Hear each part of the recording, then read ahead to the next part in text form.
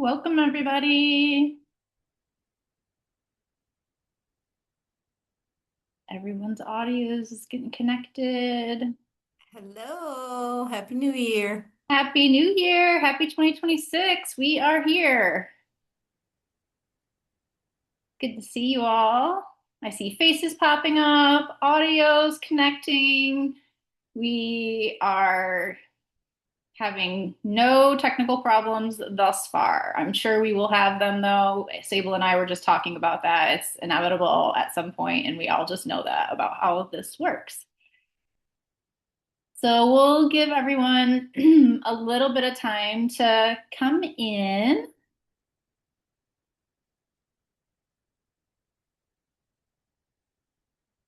Should have a few more coming.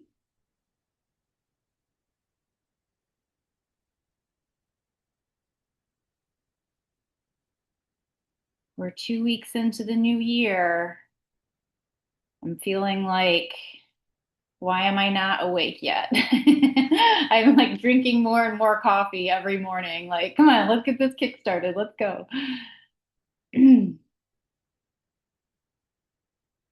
Sable and I were talking about the sunshine making such a big difference in how you interact with the world. I'm looking at dense fog right now, so thick during the middle of the day. It's the oddest thing, but all right, let's see where we're at on participants here. I feel like we should wait a little bit longer, but we'll go ahead and continue to let folks in. I'm going to give it another 30 to 60 seconds and we're going to get started because we've got a packed agenda. What do you know? Sunshine here in Grosse Pointe. That's nice to hear. Sunny and cold, is it the looks are deceiving kind of thing? Like, wow, it should be fabulous outside, and then your bones get cold. Great. All right. And I see Kelly joining. All right. So we'll go ahead and get started. And then Sable, if you just want to keep letting folks in as they arrive, that would be great. All right. Well, welcome everyone. So today's conversation is grounded in what you've shared over the past year through PLCs, reports, meetings, and office hours. And using a research brief we shared earlier this week, we'll reflect on apprentice and employer engagement in your registered apprenticeship programs and broadly across your organizations. Our goal isn't to prescribe solutions, but to learn from one another and strengthen what already works. So we'll go ahead and get into the slides. We're going to review our agenda. Here's what we'll cover today. The agenda is intentionally designed to move us through exploration, reflection, and identification of concrete opportunities to strengthen educator engagement and leadership within your ECE wraps and across your organizations. So we're going through our agenda right now. We're going to touch on our learning objectives, and I see folks are still coming in. Welcome everybody who's joined us. We're going to have a little engagement warm up. We'll move into the policy brief presentation and then have a group discussion about that. And then we'll do our call to action. I've got a little preview of February's PLC, finger crossed, because I'm really excited about it. And then we'll do our next steps and conclusions. So does anybody have any questions about the agenda or have anything they want to share before we get started? No? All right. Looks like we're moving forward. All right. So we're going to do a little mini warm up on talking with each other. And we've done this before. The actual warm up is the next thing that we'll do, but we're going to start here. We're going to start easy. So I'd love to get some volunteers to come off of mute. We have 3 learning objectives today, and I'd love to have 3 volunteers come off of mute and read each one of them. And we can start with the green, move to the light blue, and then end with the dark blue. So whoever would like to start, please feel free.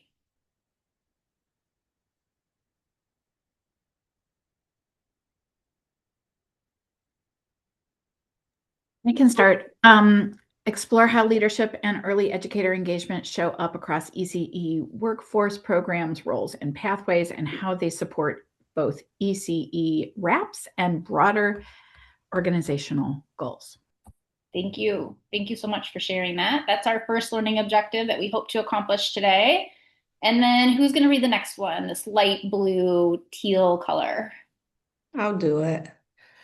Reflect on how ECE RAP organizations engage key beneficiaries from the ground up and how early educator voice contributes to program improvement, workforce retention, and sustainability. Yep. Thank you, Evlon. I appreciate you. Who's going to read the last one? The dark blue. I know we got one more volunteer in the I got audience. it. This Thank is Liz. you. Identify opportunities to strengthen educator engagement through workforce strategies, partnerships, and the apprenticeship partnership, connecting this work to your organization's mission. Great.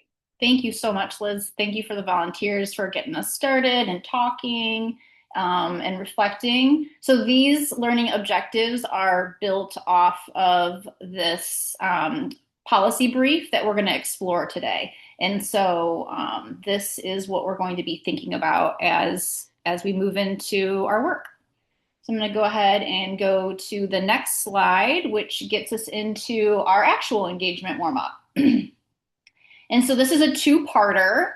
And so we're going to start with slide 4 here, and then we'll move to the next one. So what I want you to do is we're going to use the chat, and I'm going to actually do a really good job of labeling the chat for myself later on. I'm going to put slide 4 in there, and then I'm going to have you give some responses. And also feel free to come off of mute or extend your responses in the chat if you'd like. So what I would like you to do is think about your current ECE registered apprenticeship program.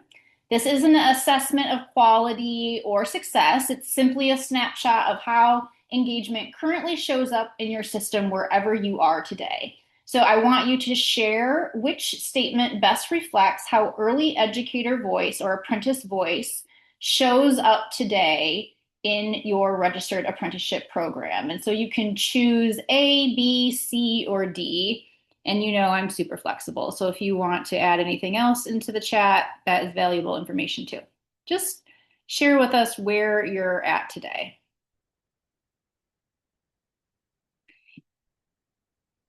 And as you're thinking about that, if you are operating other RAPs and you see yourself with apprentices further along in this process, then maybe where your ECE RAPs are, I'd love to hear about that too. And so you can elaborate a little bit more if you'd like. So thank you all for engaging here. So we have a variety popping up. See C's and D's, D's and B's. And so we're on a spectrum, which is, you know, what we would think you would be at. So thank you for sharing there. Thank you so much. We're gonna go to the second part of the engagement here. So when you set standards and adjust your project plans to meet the needs of ECE employers and apprentices, you are making changes that help your ECE RAP system work better for everyone. You also model what is possible for the broader system, and as a result, you are influencing systems.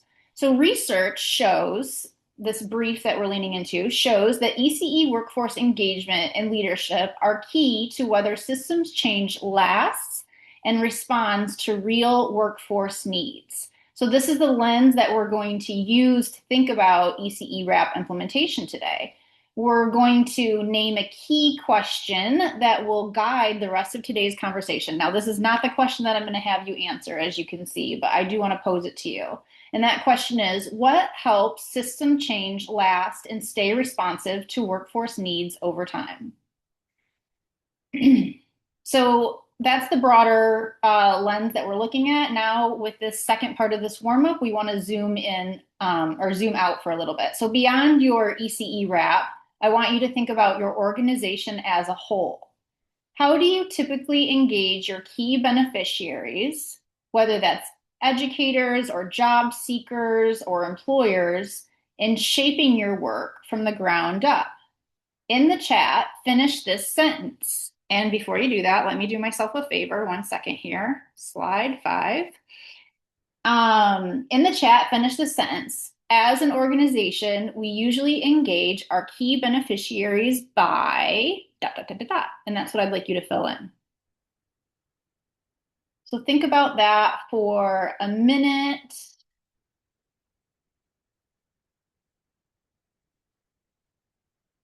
Consulting with them throughout the process.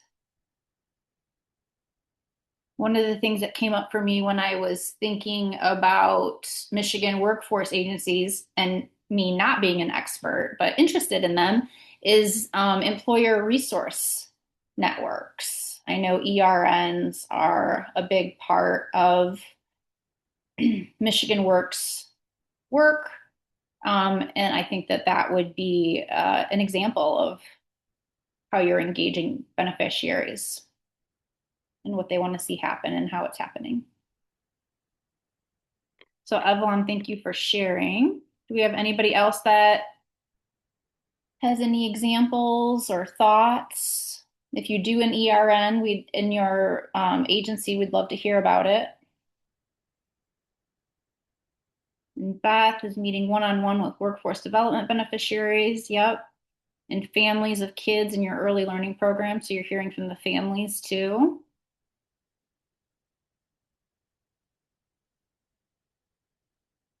And you're engaging 43,000 seniors every month with a little engagement there as well.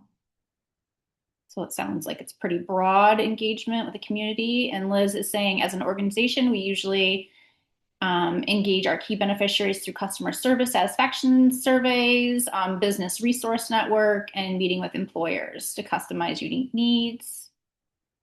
Business services teams I know is really important. I hear them talked about a lot. And Robin, we engaged through a customer service performed initially through our business services team. So the business services teams is a big tool for that. Wonderful. Thank you all for sharing. So so I saw a range of approaches, and some were more formal, some more informal, and that range matters. Like I said in the previous slide, we expect there to be a range. System change is rarely about one lever or one structure. So this brief that we're about to review focuses on one set of these levers in particular: early educator engagement and leadership development, and what research tells us about their role in creating lasting responsive systems change. So with that in mind, we're going to go ahead and jump into the brief.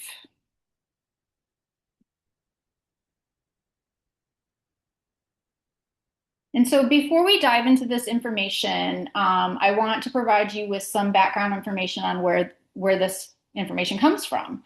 And so the National Early Care and Education Workforce Center, and this is going to be in their words, and I'll pull some pieces up here too.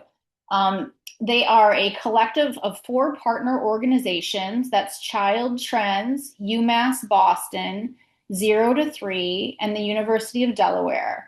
And they're informed by collaborating partners, a lot like you do your work, EC educators, federal agencies, and other advisory bodies.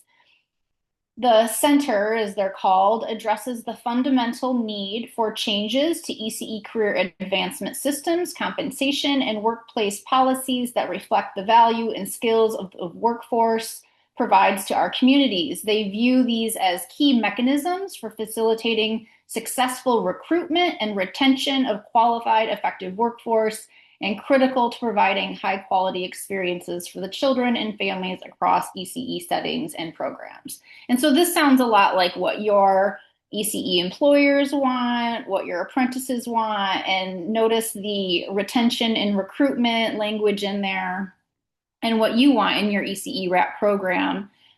This is the approach that they're taking to this. And then this brief was also shared with you in our chat here. It's on our drive, our shared drive, and it was shared with you in the email earlier this week too. So I just also pulled up here some tidbits from their website. This is kind of what they focus their research on is developing financial resources, compensation and financial relief strategies, qualifications and educational support, work environment standards, and workforce data. So this could also be a good resource for you as you're looking to learn more about the field or learn about best practices. This is a great resource for you. So we're about to dive in, and we want to share that we know research briefs can sometimes feel abstract. So today we're going to use this one just as a tool to translate what national learnings are happening into insights that are relevant for your work and your communities and clients that you serve. And as you listen, consider where you already see this showing up in what you do and where it could go further. And so we'll focus on application rather than theory.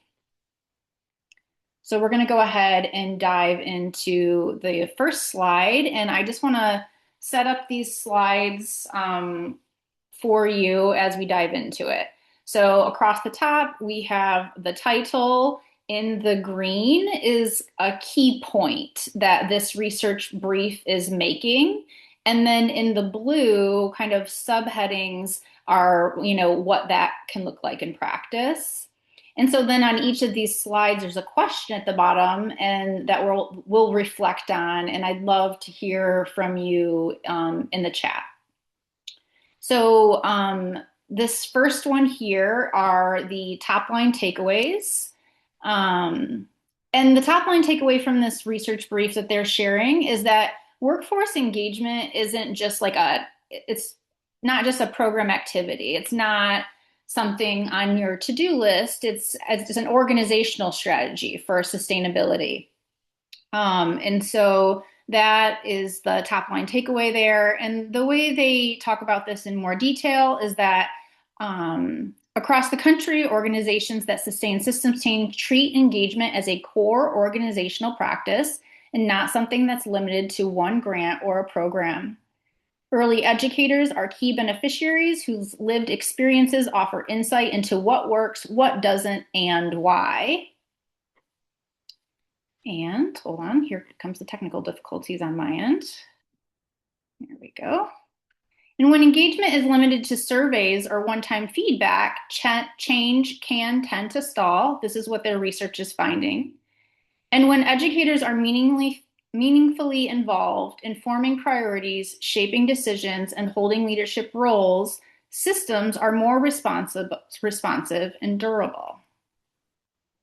So what I want you just to think about as you look at that information and reflect on is where does your organization already do kind of these blue boxes, the activities that they're suggesting? Where do you already do this well in your organization? In any place, any space? It could be internally with staff, putting staff in leadership role or giving feedback, or it can even be with clients. So I'd love to hear your thoughts or reflections on that in the chat, or feel free to come off of mute if you'd like to. And if you have any questions, please feel free to ask. I'm going to give you a minute or so on that.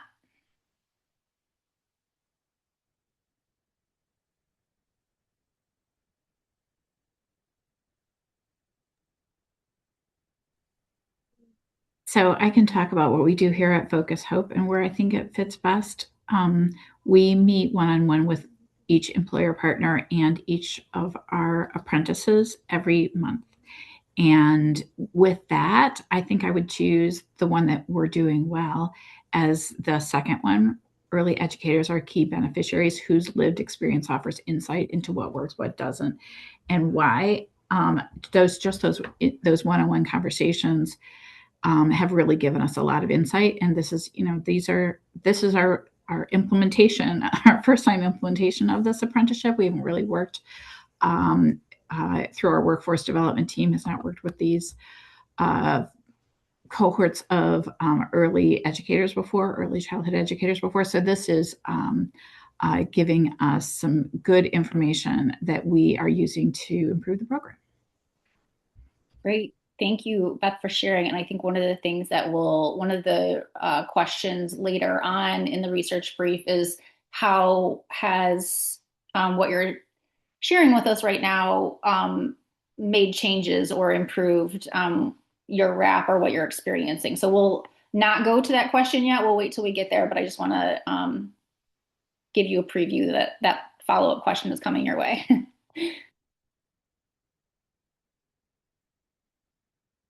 This is another place where I know maybe ERNs don't seem, or employer resource networks don't seem to be big in this group, but you all did mention business service teams.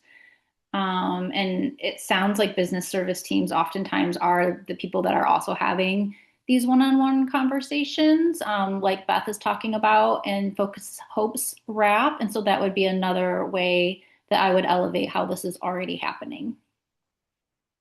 What else? Is there any other kind of ways that maybe we wouldn't think about that you could elevate here? Robin? I was just going to kind of piggyback on what, I think that was Julie that said that, right? Julie that answered last, or was it Elizabeth? It was Beth. Elizabeth, wasn't it? Yeah. Beth. We meet with the employers, and we meet with the employers monthly, and either face to face or virtually. And then I meet quarterly face to face with the apprentices. And it depends on, for us, additionally, who's meeting with them, because if, like, say, they have a Going Pro Talent Fund, then by necessity, the business service representatives are meeting with them additionally, which can sometimes be overwhelming because that's a lot of meetings on people's plates who are already have a lot of things on their plates. And one of the things that we were talking about just yesterday, day before yesterday, Tuesday, at our meeting, our group meeting was, and I don't know if this is the place to bring it up, and if anybody else is having the issue, but Going Pro Talent Funds changed their wording, and it used to be full-time 32 hours on average. And recently they have changed it to 32 hours period weekly, which has really kind of made us have to adjust. How's that?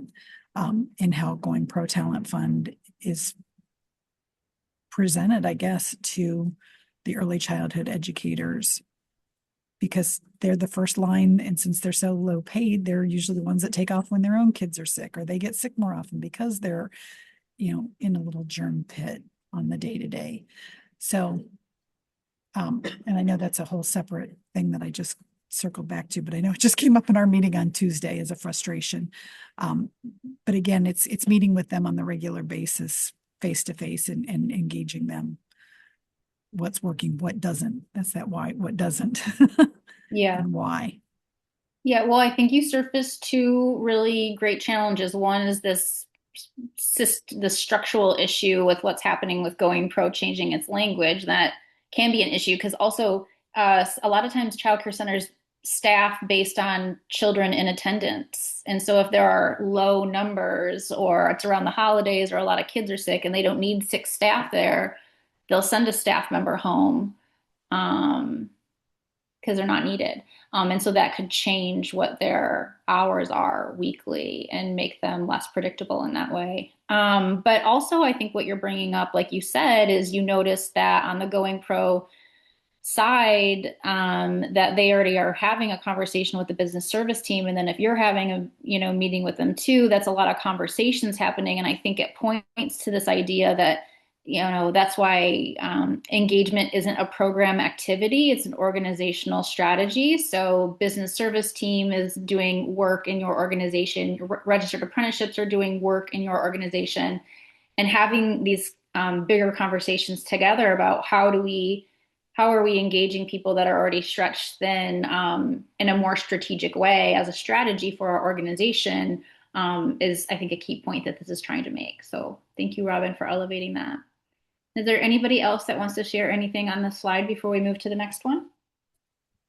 This is Kelly. I can quickly share, kind of looking at all of the kind of teal buckets. I feel like I could probably come up with an example kind of in each one of those. But one thing for us is really like being participating in this grant, I think has really opened our eyes that we were not as engaged in the early childhood industry as what we could be, considering how focused we are on kind of those other five really large key industries, and realizing some of the initiatives that we'd put into it. So really about bringing early education and childcare into every one of those industries and just finding creative, unique ways to get that in the forefront of the employers that we're working with. So we're looking to host some like lunch and learns where we would have employers and professionals that are part of childcare, part of making those connections like TriShare, or maybe some employers or businesses that have opened on-site childcares, and really kind of having them be the example to speak on behalf of what they've done in order to kind of help educate and influence their, even some competitors in that case. Because I feel like we've all been in the situation where we're meeting with a business and they don't understand how this initiative would like affect them until they hear how another business similar to theirs, how it has affected them. So it's like they just take their words a lot more and hang on to it. Because they don't know how like the real life application. And so if you can get a couple of those employer champions to really like, you know, hone in on what you're doing and understanding the initiative, I feel like then it becomes a little bit more contagious and others wanna do what they're doing too. So that's one piece of it. And then we do have we actually have a whole department that manages we call it our RSN. So it's kind of like the ERN, but we that's another thing where it's like just as she's out meeting with businesses and learning who who's could be support and need support and having businesses join that year end, it's been a situation of like having more connection with me to understand the resources that are available and getting those businesses outside of just helping that one employee with connections to childcare resources, like helping the organization as a whole and opening up the door to like whether it's TriShare or just researching and understanding the other home child cares that are in the area, doing some job analysis, looking at, just the location based on like how many different childcare centers might be there that maybe they're not aware of that they could really market out to their staff to help them solve those needs. So kind Yeah. of a little highlight of all of it, I guess. No, I love that. I may be partial, but I do think that the field is rich and, with opportunity because it's a place where parents bring their most special gifts to be cared for and supported and educated, and also look to for support, care, and education for themselves while they're trying to earn a living. And so it's just so interconnected with everything that's happening that I think it's very valuable, Kelly, the way you explained under how the intermediary understanding early childhood as such a rich connection point for all this other work that you're trying to do is not just valuable for the ECE wrap, but also for, your organization as a whole. That's great. Thank you for sharing. Okay, we're going to go to the next slide. Here we go. Okay, so this slide is focused on elevating what is known, and the top line takeaway here from the research brief was that organizations are learning from engaging early educators in ECE wraps, and the brief reinforces lessons many ECE wraps are already discovering, and these teal boxes are what they're discovering. Educator insight strengthens recruitment and retention because solutions are grounded in real working conditions. Engagement works best when it moves from transactional, so consulted or informed, to transformational, co-designing, co-leading. Registered apprenticeships are often one of the strongest entry points this research is finding for organizations to test deeper engagement and leadership development. So they're finding registered apprenticeships because of the nature of how you're interacting with somebody who's wanting to grow is a great place to kind of test out engagement and leadership development. So those are kind of what folks have been learning through engagement of early educators in ECE wraps across the nation. And the question that I want you to reflect on is how has educator engagement already changed or improved your ECE wrap. And Beth, I think you were alluding that to a little bit. And Kelly, I'm sure you probably have some wins from what you talked about in the last slide, but I'm wondering if there's anybody else that would want to share, or if Beth or Kelly, if you want to go in deeper into what you already shared.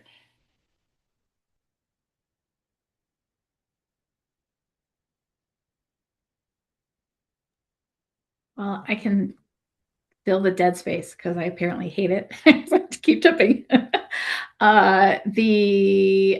For ours, what we had this idea that we would only have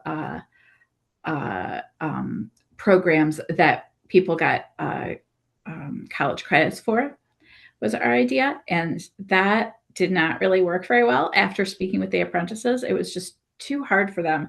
So while there are certainly extraordinary exceptions to this, most of the apprentices that we're working with are getting their CDAs through other means. Just programs that are set up exclusively to get a CDA, and they can get it faster.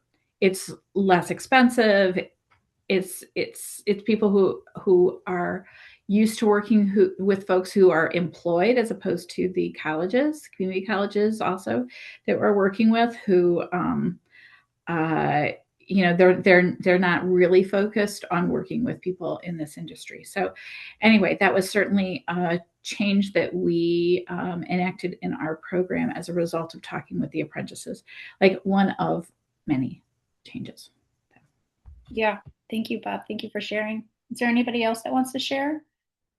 I did pull some examples from November's progress meetings. Many of you had talked about, doing the peer-to-peer support in a variety of ways. So whether it was through like a shared email or a text chat, that wasn't created, I don't think, as a result of the feedback that you had gotten, but since you're doing it, it's been such a benefit that I'm wondering if you're thinking about how you can expand that more, just like based on, responsiveness of the employers. Are there things that you've done that have been really beneficial that you're looking at diving deeper into or thinking more about?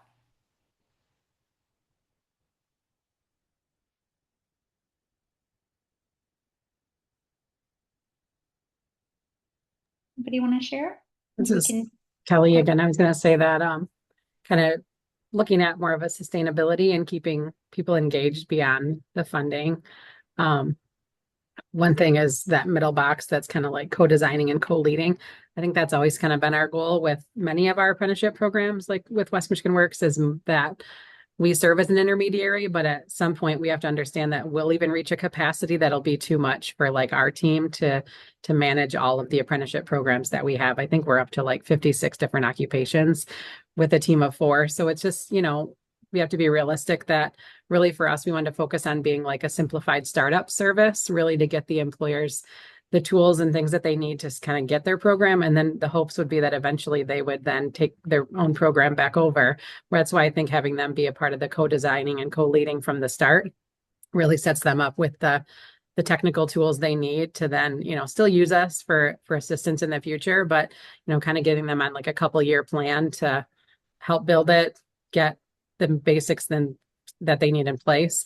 And even without having a full-time designated staff person, setting them up in the way that they have the tools to oversee these apprenticeship programs themselves, while still relying on services that we can provide for technical assistance and funding where available. And I think keeping the group meetings together, realizing that like every all the 8 businesses that I've worked with, everyone runs their program just a little bit different, whether it's using a different training provider, how the CDA is like how they do it, they're on the job learning, things like that.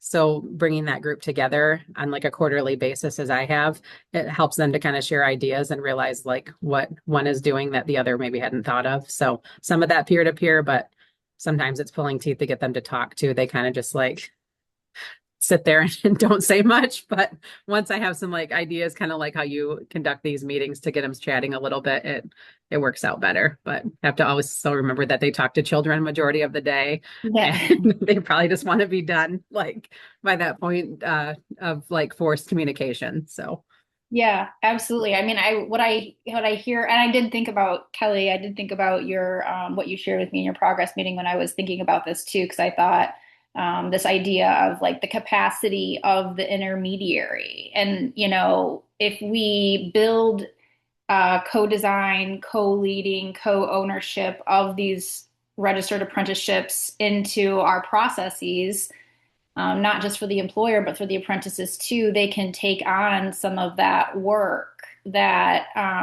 you all have been having to manage as, elevating this off. And in doing that, making sure they have the right tools to be able to do that successfully, you're supporting them in their growth and quality improvement in their programs too. So I love a two bird, one stone situation.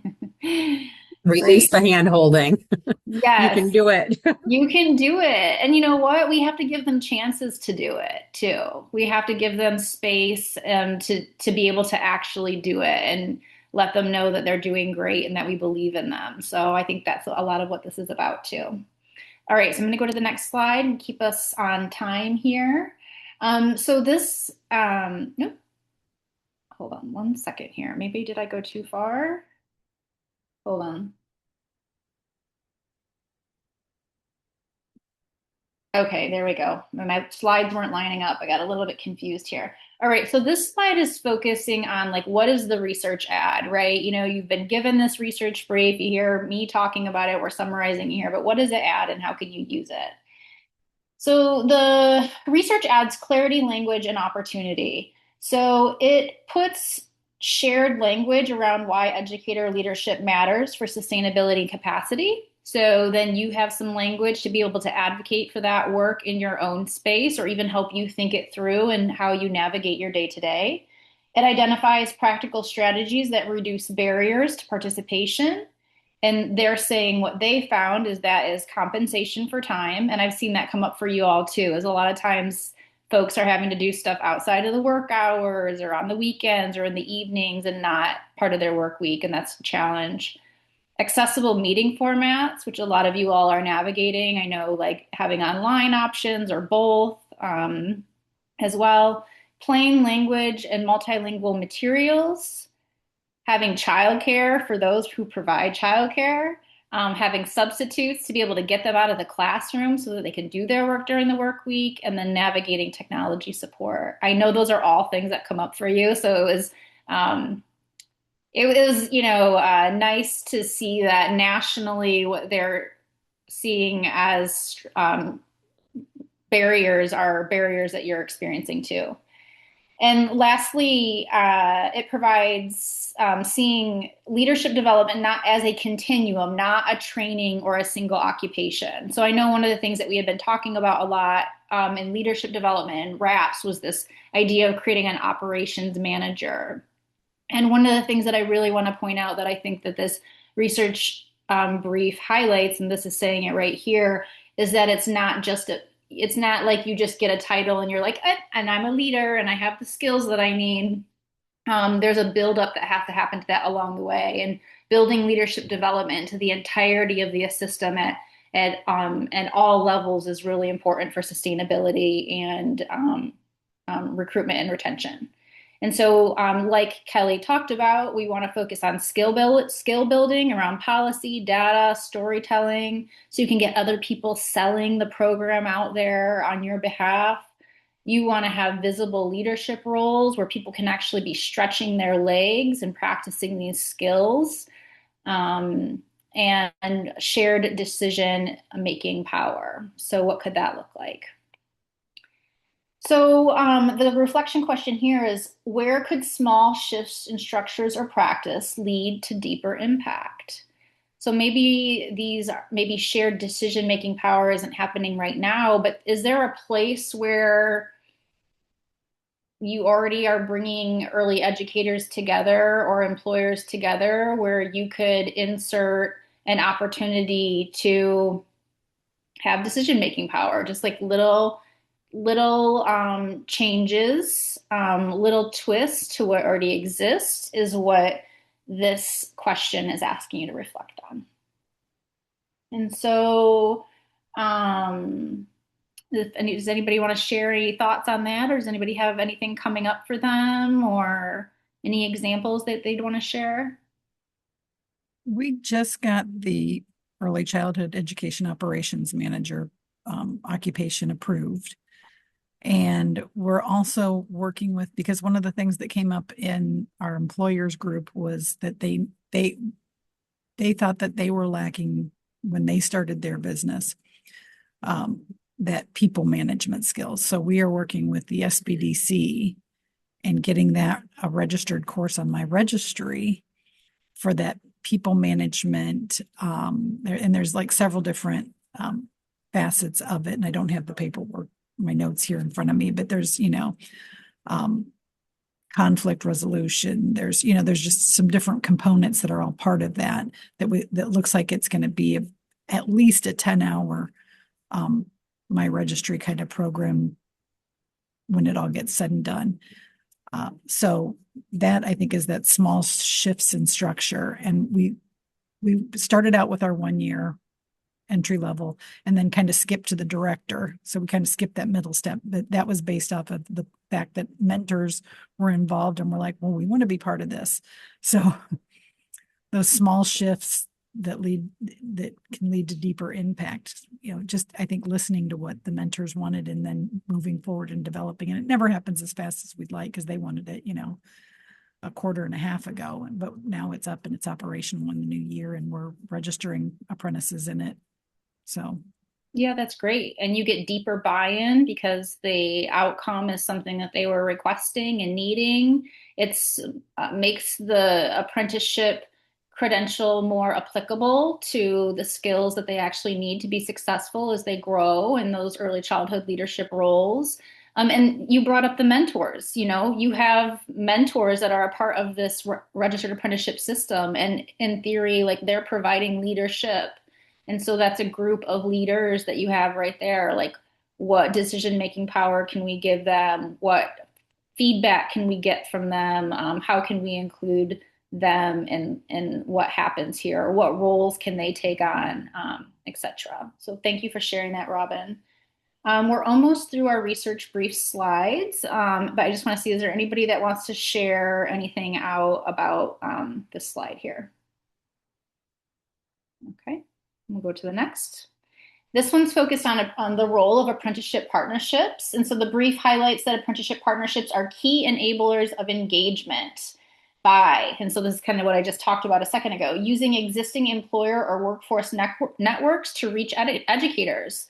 Where are they already coming together? Where are they already having conversations? Can the registered apprenticeship, the development of it, the growth of it, whatever you want to have happen with it, can that be a bullet point in that agenda wherever they're already coming together? So thinking about that. Supporting multiple ways educators can participate. So speaking, writing, mentoring, storytelling, the success stories, and highlighting the story of just one person can be really inspiring to get others engaged. Sharing power across sectors and roles, and creating clear, transparent pathways for educator voice to influence decisions.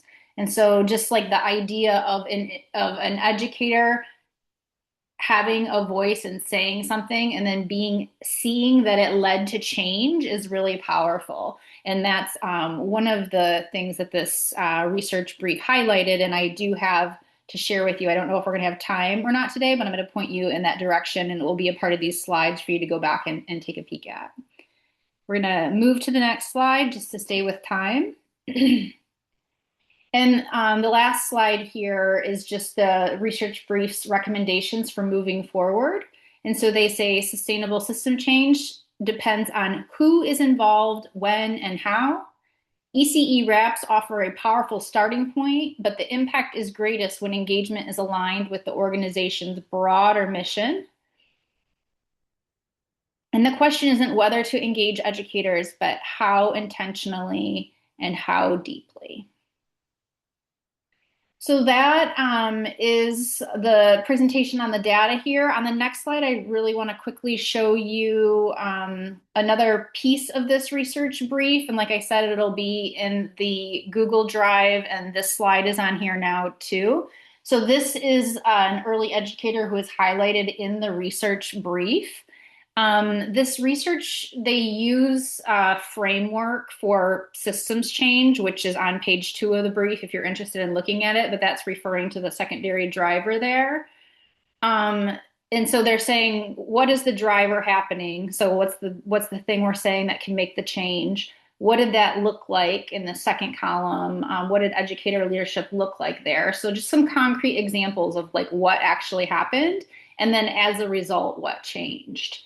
And so you might use something like this to think about an apprentice in your own space. Like if you wanted educators to lead systems change, you could think about what that would look like in your own space, and then what that would change. So I just want to point that out to you. And then I want to go to this next slide here. So as we wrap up this exploration of the research, we want to intentionally bring it back home to Michigan. So what you've heard in this brief may sound big, national, or systems level, but it's not separate from the work that you're already doing. In fact, the research closely aligns with Michigan's professional standards and competencies for early childhood educators, specifically Standard 8, which is leading high quality early childhood programs. And these standards are they are in the Google Drive, and then we're also going to drop them in the chat if Sable hasn't already. And so just focusing on time here, I'm going to keep this brief, but I just want to show you that, on the left, we have the concepts from the research brief, and then I'm connecting them to, language that is actually found in leadership development standards in Michigan for early childhood. So I know some of the questions that we were getting back is like, well, what should be in our leadership curriculum? Like, what should we be training on? What should we be focusing on? And this is one direction I want to point you in that you have access to that spells it out pretty clearly. All right, so we're going to move into our large group discussion, but before we do that, are there any questions or anything anybody wants to bring up before we move into the next section?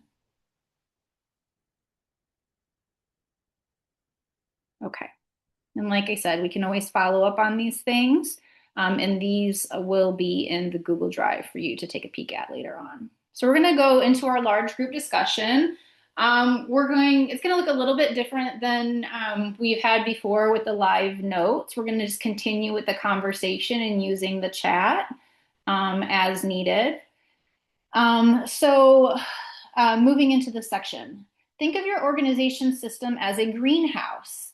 Even in winter, growth is happening under the surface. Seeds are planted, roots are developing, and careful nurturing will produce a thriving garden in the spring.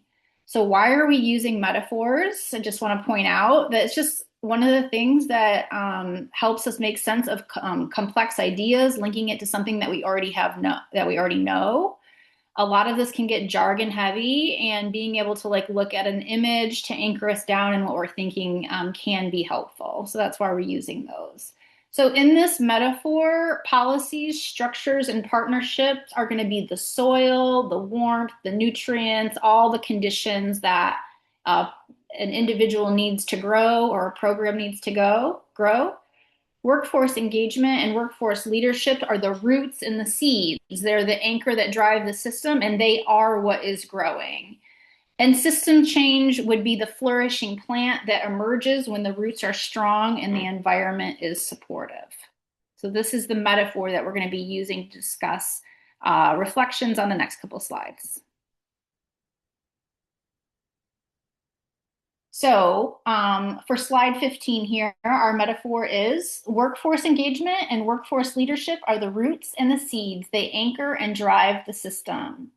I want you to think about the roots and the seeds in your greenhouse, your workforce engagement, and early educator leadership. How does your organization engage early educators or other key beneficiaries from the ground up? Whichever. Where do you see early educator or beneficiary voice shaping decisions in your ECE wrap or other organizational decision-making activities today or in the future? So I just want you to think about that. If they are the anchor of the system that drive the system, where can you see them showing up in your work? That they already exist and where they could exist. And you can enter stuff into the chat, or you can just come off of mute and we can have a conversation too. Love to hear from somebody we haven't heard from yet if you're able to today.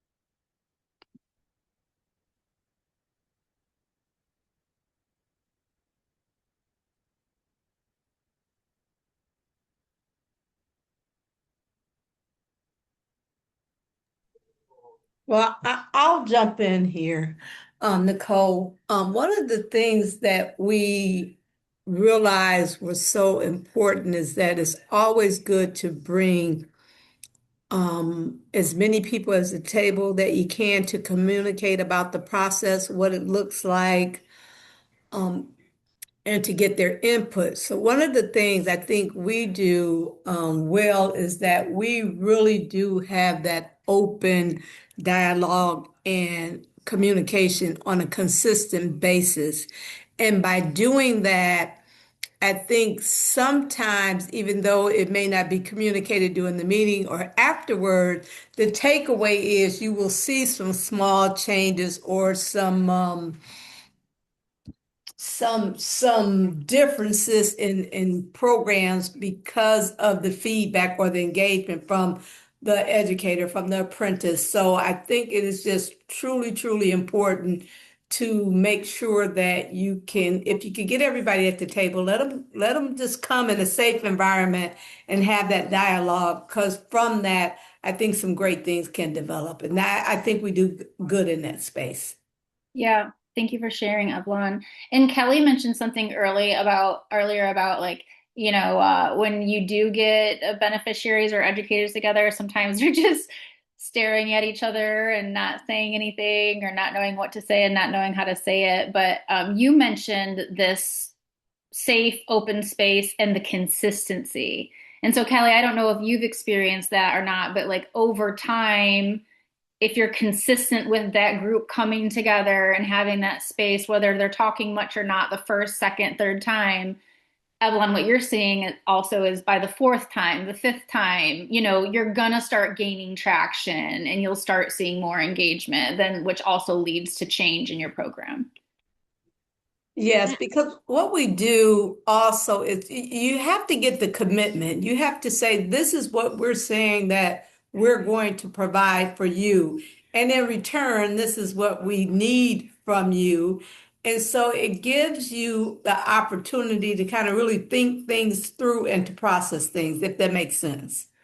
Absolutely. Yep. Because there's a lot of nuances involved, right? When dealing with children, people's lives, licensing rules, all these barriers. Yeah. So I always found that this kind of work can be really difficult because the intensity or the need feels immediate, but the solution to get to the change that would support the intensity or the immediate need is a slow change.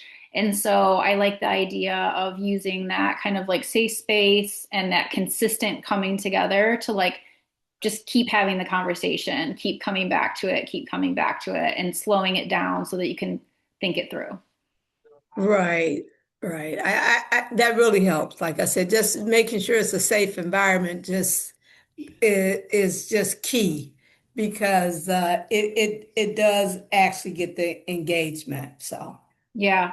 And we could have an entire peer learning community about how to create safe environments. But I just want to like pin that that's something about thinking about is like, how are you creating a sense of belonging?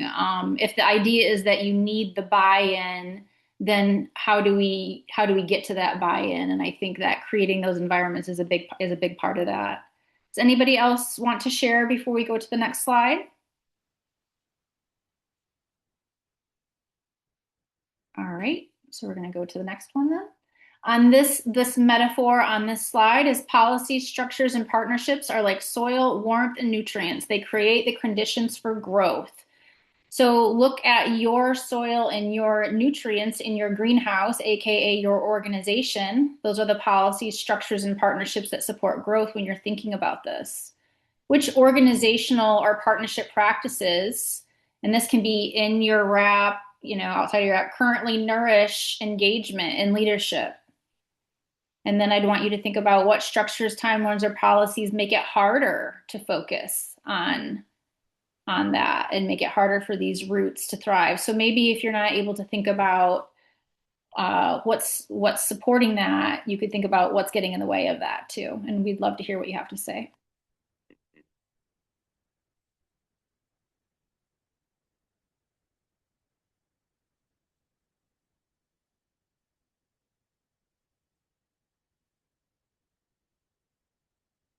Like if you were like, Nicole, I'd love to have early educator engagement, but this is what's hard. What would that be? What would that sound like? Or I'd love to have the early educators making all the decisions, but I'd love to hear what is behind that, what gets in the way, or what makes it hard.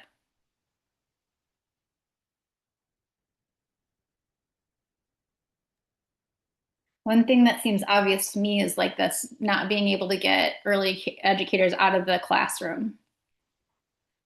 They're, getting them to be engaged in work outside of what has traditionally been their work. It's like you're hired to be in the classroom, you're in the classroom, that's all you need to do. Why do you need to be outside of the classroom? I feel like that's probably one thing that gets in the way of giving them more time to take part in conversations and reflection. I was going to say building trust with them. Like in the very beginning, I think some of them thought that I was like offering up some sort of a scam. Like, wait, you're just going to give me like free money and I don't have to do it. So they had to really like take it back to other people. Like, hey, has Kelly from West Michigan Works reached out to you? Does this seem like legit? Because they've just kind of not been, I don't know, exposed to some of the workforce strategies before. So that was like new for them, I think. At Yeah. least in my area. I'm experiencing the same exact thing. So I'll just give you a little insight. I've been in partnership with this childcare provider for broadly for like 10 years, but let's say specifically on this workforce stuff for 5 years. And we have a state apprenticeship expansion grant, and they have people that are already enrolled in the program. Literally, all they have to do is sign the papers and they get like $50,000. And do you know I have been working since October to get them to sign the papers? Because it's like, wait a minute, I don't want to have to put them through something else. I don't want them to have to do this. Is there going to be an extra thing I have to do? And I'm like, I promise to you, I've known you, like I know your children, you get the money. And so I think also when you're working with folks that don't typically have exposure to money like that, and federal dollars in that way, it does feel like it can feel like a trick sometimes. And yeah, the trust, it takes time, a lot of time, and that consistency and creating spaces, and then you still might be working on it. But you give them that first check for the first round and they're like, we have 10 more people. Yeah, exactly. This was real. I got the money in my account. Give me some more. Exactly. Anybody else wants to share on this slide? I can, the second bullet is really speaking to me because I'm just thinking about how, and I kind of hesitate to say this, but I hope it resonates with some folks. Sometimes I find that like our overall capacity sometimes can get in the way, and also the way that at least for the Michigan Works folks, our apprenticeship funding has been structured over the past couple of years, especially I'm thinking about our SE. Like we're an awardee under SAE 2025 and it has such a short period of performance. So kind of like these constant like ramp up and ramp down times, I just feel like sometimes that can really get in the way because sometimes we have to really rush to get an employer, ready, get all that paperwork signed, like what you're talking about, Nicole.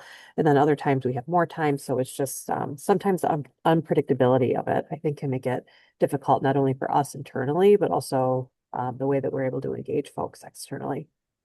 Yeah. Your early educators are looking for consistent, reliable steady communication. And that's not the way the funding for the apprenticeship seems to work. It's like, here's this, quick do this, meet these metrics by this, get the paperwork signed, moving on to the next thing. And it does feel rigid and like a wooden roller coaster in that way. Um, yeah, thank you for sharing. I was even thinking about the workforce Pell Grant that Beth shared some information with me, and I've been diving into it a little bit more. And I think even some of the, you know, that's a great funding opportunity potentially moving forward, but like the requirements are different, right? So then you'd have to make adjustments to your registered apprenticeship. And it's like, well, I just got the employers on board with what exists, and now I have to try to explain something different. So just acknowledging that it is hard. All right. Just want to double check my time here.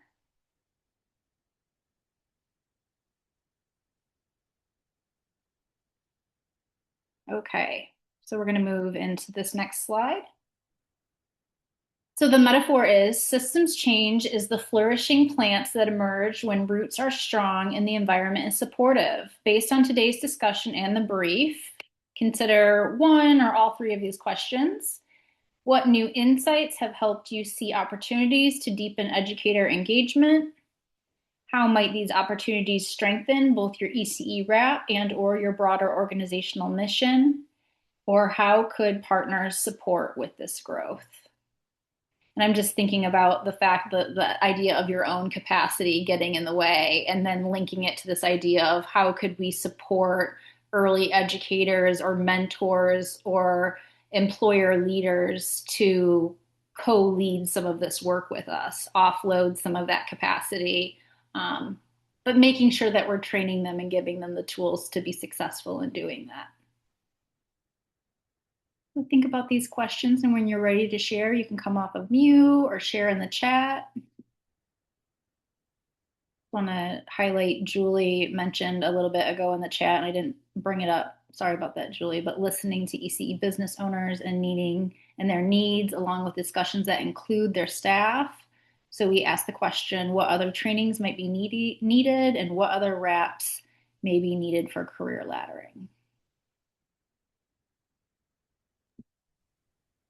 So this makes me think about the end of this funding. And so we are looking at how best to transition our employers and the apprentices from the point where they're going to have this kind of level of support that they've had from Focus Hope.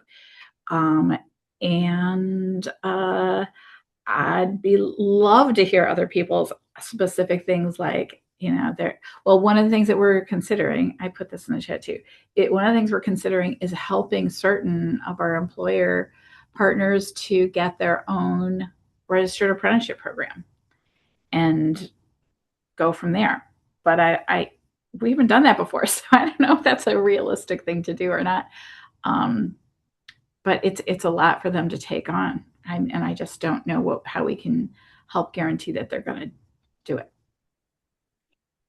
Yeah, and it's scary for them too, right? Like it's hard for us to even get them to sign their employees onto our registered apprenticeship program that we're having the mediary for. But maybe that's a long term goal, and maybe you're communicating. Like, if I was a director for so long, and if somebody said to me, Nicole, do you eventually, like, if I could train you to take the power back and being able to own the development of your workforce, and you had the tools to be able to do that and reflect on that and support, I would say absolutely.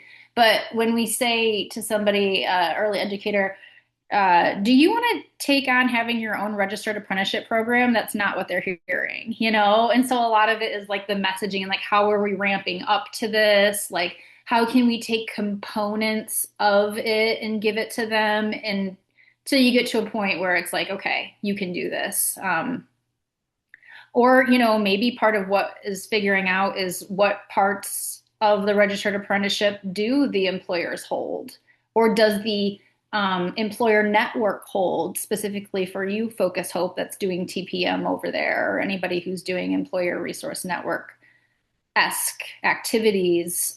You have a coming together of employers that can hold some of those responsibilities, or can at least help you with them as well. All right. So we're going to go ahead and move to our next slide, which is our call to action.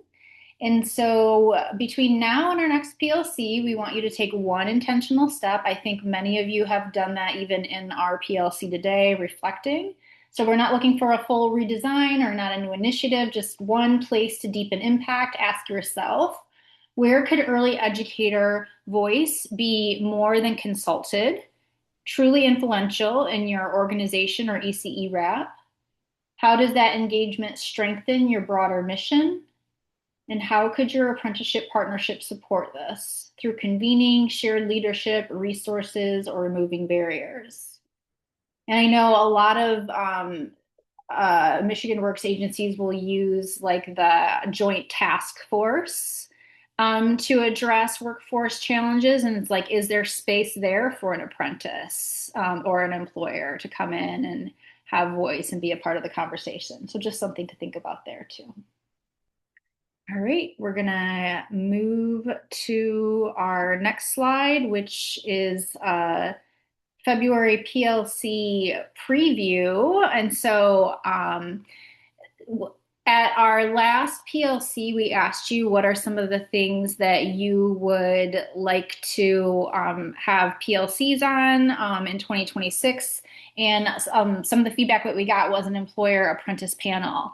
And I think that I want to give you a couple thoughts on the information we went over today, but I think that an employer apprentice panel to be able to kind of talk about some of these experiences we went through today would be a really great follow-up to that. The other thing that I want to tell you about February and today's PLC is that we did invite folks from the center who wrote up this research brief to do the presentation, and they weren't able to make it today. But we've extended that invitation into February. And so fingers crossed, we'll have someone from the center on the call to support the conversation. And I'm also going to be working very hard on an employer apprentice guest panel for you all too. And so I want you to think about what you might want to know from them and what questions you might have of them. And that will be very helpful in developing out February's PLC too. All right, and then lastly, looks like we're going to get done a little bit early today, which is fine. But I want to, since we have time here, take the time to go over what we have going on because it feels like a lot on our slide here. So we have our post-learning survey, which we want your feedback on today. So we're going to go ahead and drop that in the chat, fill that out as usual. You guys have a quarterly report and SOE due at the end of the month. So I want to make sure I highlight that. We have January office hours happening on the 27th from 1 to 2.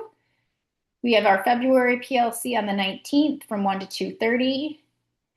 And at our February office hours, we're going to have the Leo Mark team there to be able to support you in any questions you might have or talk through any implementation of Mark credentialing with them. They really are interested in the fact that many of you are interested in Mark and they wanted the chance to be able to connect with you again. So I just want to highlight that February 24th.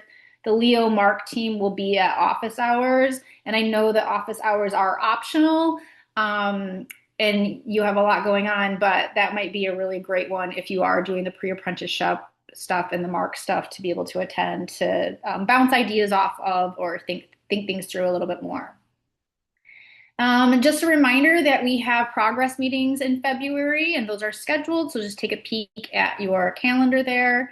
I did the Leo Mark announcement, and then of course I just want to remind you of the Google Drive because this is where all of our slides are, our recordings are, and any resources that I find connected to information you share with me or connected to our PLC, I go ahead and pop those in there. So, because we do have a little extra time, I'm going to stay on and chit chat with anybody who would like to have any deeper conversations. Otherwise, you get some time back today. And happy 2026. It was great to see you all. Mm. Thank you, Nicole. Thank you. Bye, everyone.